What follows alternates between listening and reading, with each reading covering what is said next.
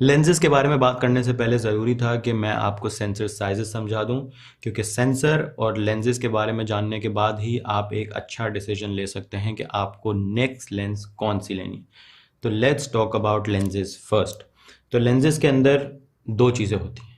एक है focal length, mm, 12 mm, 16 mm, 24 mm, ये फोकल लेंथ है जिसके बारे में mm लिखा हुआ है। उसके बाद है एपर्चर। आई होप जब मैं एपर्चर बोल रहा हूँ तो आपको पता हो कि क्या है।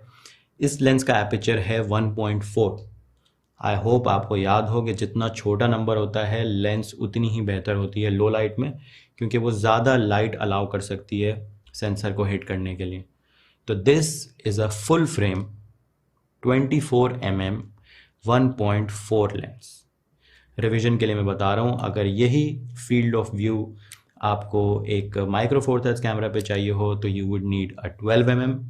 अगर यही लुक आपको एक APS-C सेंसर पे चाहिए हो तो यू नीड 16 mm, और फुल फ्रेम के लिए यू नीड 24 mm। तो हर सेंसर साइज के हिसाब से लेंस की फोकल लेंथ चेंज हो रही है। तो ये है क्या फोकल लेंथ? तो let's talk about focal length. Focal length का मतलब टेक्निकल टर्म्स में ये है कि जो लेंस का ग्लास एलिमेंट है वो सेंसर से कितना दूर है या कितना करीब है, उस डिस्टेंस को कहते हैं फोकल लेंथ। इसको आप फोकल प्लेन से मत कंफ्यूज कीजिएगा, क्योंकि focal plane is focus distance, कि कितना एरिया फोकस में है। This is focal length. अब 24 mm full frame is a wide focal length. ये बात आप याद रखिएगा, कन्फ्यूजन हो सकती है।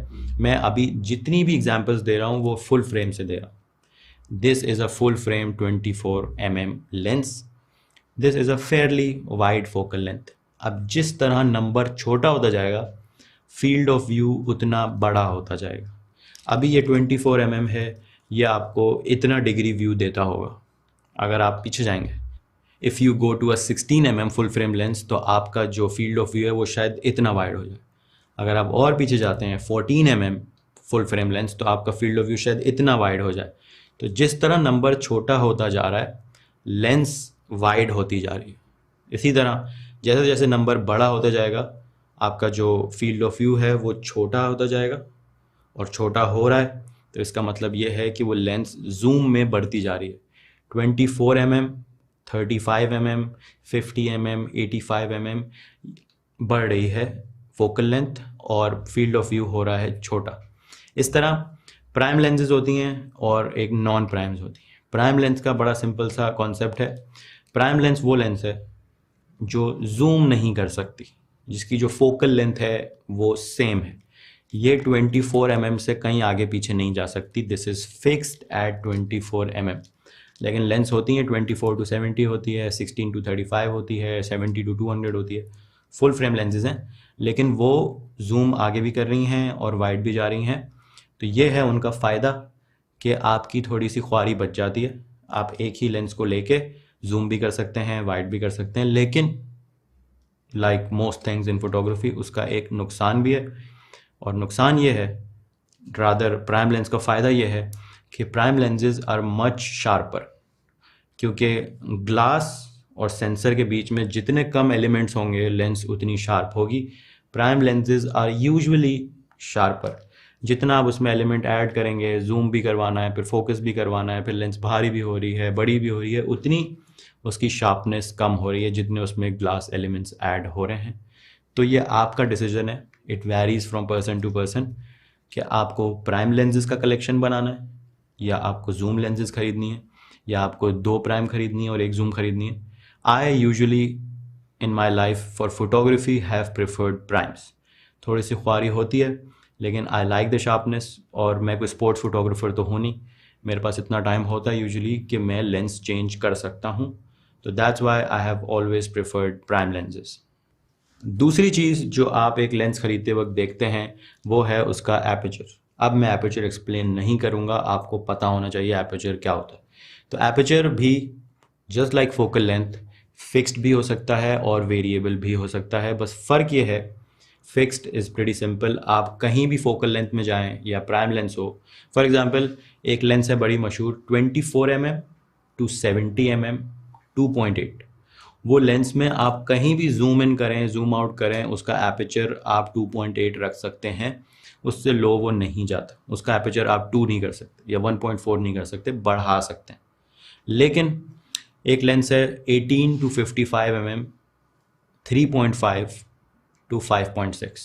इसका मतलब ये है कि जैसे जैसे आप लेंस को जूम करते जाएंगे ऑटोमेटिकली उसका मिनिमम एपर्चर बढ़ता जाएगा।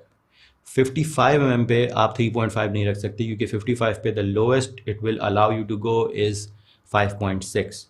अब जिस तरह आप बढ़ा रहे हैं फोकल लेंथ, एपर्चर छोटा हो रहा है, उसका साइज़ छोटा हो रहा है, नंबर ऑफ कोर्स बड़ा हो रहा है। तो these lenses are usually not very good in low light. आप किसी भी फोकल लेंथ पे करें। तो ये बताने का मकसद ये है कि अगर आप लो एपर्चर वाली लेंसेज खरीदते हैं, 1.8 is a low aperture lens, 1.4 या फिर अगर जूम लेंस है तो 2.8 या f2, it is a low aperture, considered a low aperture lens. तो वो यूजुअली महंगी होती है because they allow you to shoot in low light, और मुझे ज़्यादातर लोगों को चाहिए होता है बड़ा ही क्रीमी ब्लर्ड बैकग्राउंड, वो लो एपर्चर से ही पॉसिबल होता है।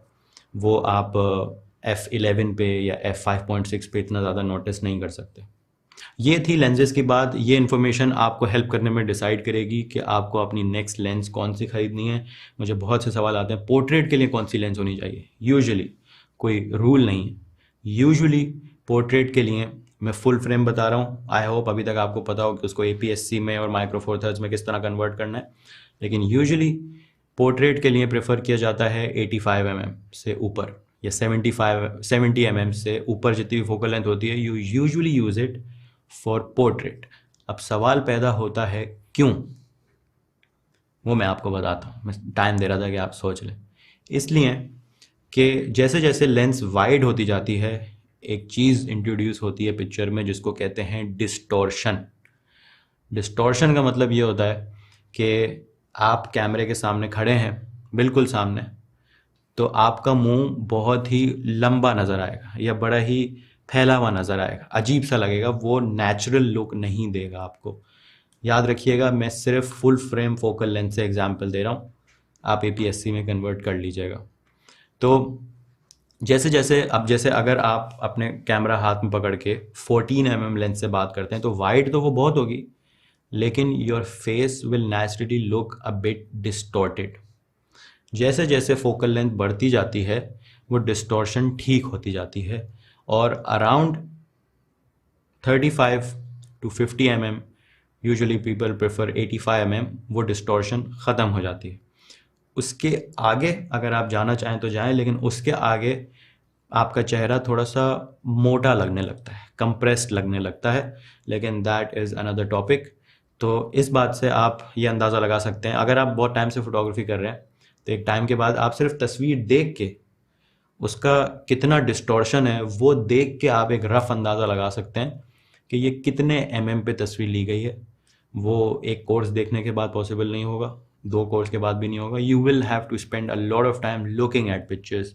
आप तस्वीरें देखें, फिर आप फोटोग्राफर से पूछें कि इसकी क्या फोकल लेंथ थी, एंड विद टाइम आपका अंदाज़ा सही होने लगेगा। मैं देख के बता सकता हूँ कि ये पिक्चर वाइड पे ली गई है या ये पिक्चर जूम पे ली गई है। ये बहुत आसान होता है, आप एक दफ़ा कंप्रेशन देखेंगे तो आपको समझ आ जाएगा। अब कंप्रेशन का क्या मतलब होता है ये मैं आपको बता देता हूँ। जैसे जैसे लेंस वाइड होती जाती है इंट्रोड्यूस होती है डिस्टॉर्शन। डिस्टॉर्शन मतलब आप कोई भी गोप्रो की फुटेज देख लें, that is distortion. Straight lines टेढ़ी होने लगती हैं, मुंह लंबा लगने लगता है, खिंचा हुआ लगने लगता है, दैट इज़ डिस्टॉर्शन। ये है वाइड पे। नुकसान हर चीज़ का मैंने आपको बताया। जैसे जैसे आप आगे जाते जाते हैं 35 mm पे, 50 mm पे, 85 mm पे चीज़ें थोड़ी बेहतर होने लगती हैं, वो डिस्टॉर्शन ख़त्म होने लगती है। लेकिन आप और आगे जाएं तो एक चीज़ इंट्रोड्यूस हो जाती है जिसको कहते हैं कंप्रेशन। कंप्रेशन क्या होता है? विजुअली आपने देखा होगा, आपको बड़ा पसंद आया होगा। अगर आप एपर्चर से अपना ब्लर एरिया कंट्रोल नहीं कर पाते तो यूजुअली इसका थोड़ा सस्ता तरीका, थोड़ा बजट फ्रेंडली तरीका ये है कि आप एक बहुत ज़्यादा फोकल लेंथ वाली लेंस खरीद लें। अगर आपके पास एक लेंस है 200 mm जिसका एपर्चर है 5.6 या 8, तो उसके अंदर भी आपको बहुत अच्छा ब्लर्ड बैकग्राउंड मिलेगा, क्योंकि बैकग्राउंड कंप्रेस होता जा रहा है। सबसे सिंपल मिसाल ये है, आप कैमरे के सामने खड़े हों और तस्वीर खींचें। बैकग्राउंड को नोट करें, सब्जेक्ट को नोट ना करें। बैकग्राउंड आपको जितना दूर लगेगा लेंस उतनी वाइड है। बैकग्राउंड आपको जितना चिपका हुआ लगेगा उतनी जूम है। आप अगर कभी क्रिकेट मैच की तस्वीरें देखें या आप कभी फुटबॉल मैच की तस्वीरें देखें तो जो बंदा फुटबॉल से शूट मार रहा है वो फोकस में है, लेकिन उसका बैकग्राउंड आप नोटिस करें, लोग नज़र आ रहे हैं, बिल्कुल क्लियर लोग नज़र आ रहे हैं, आउट ऑफ फोकस हैं, लेकिन आपको शेप से अंदाज़ा हो रहा है कि पीछे लोगों को मैं देख रहा हूँ, क्योंकि वो बैकग्राउंड बिल्कुल चिपक गया है। इसको आप अगर वाइड एंगल पर शूट करेंगे, करीब जाना पड़ेगा आपको ऑफ कोर्स, लेकिन बंदा आपको सही नज़र आएगा, लेकिन लोग आपको बहुत दूर नज़र आएंगे। तो this is how visually you can tell by distortion and compression कि कितना वाइड है और कितना जूम है। प्रैक्टिस करनी पड़ेगी, अंदाज़ा हो जाएगा। आप एक अंदाज़ा ये लगा सकते हैं कि ये जो आप अभी, मैं आपको हिंट दे देता हूँ, ये जो आप फुटेज देख रहे हैं, this is on a APS-C sensor camera, this footage is also on a APS-C sensor camera. इसका मैंने आपको बता दिया कि दिस इज़ 50 mm। इसका आप अंदाज़ा लगाएं खुद कि ये क्या है, और अगले शॉट में आपको पता चल जाएगा कि ये क्या है।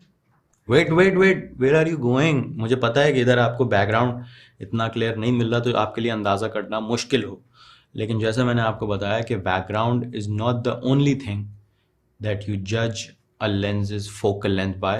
There is also another way which is distortion.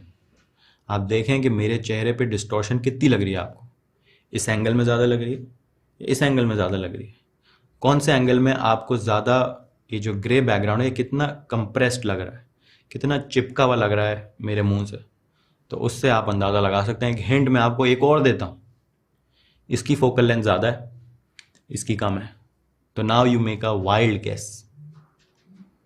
गलत। This is at 28 mm, not 24, not 35, 28 mm APS-C। तो अब अगर इसको फुल फ्रेम करना होता तो 28 mm क्या बनती? 28 मल्टीप्लाई बाय 1.5।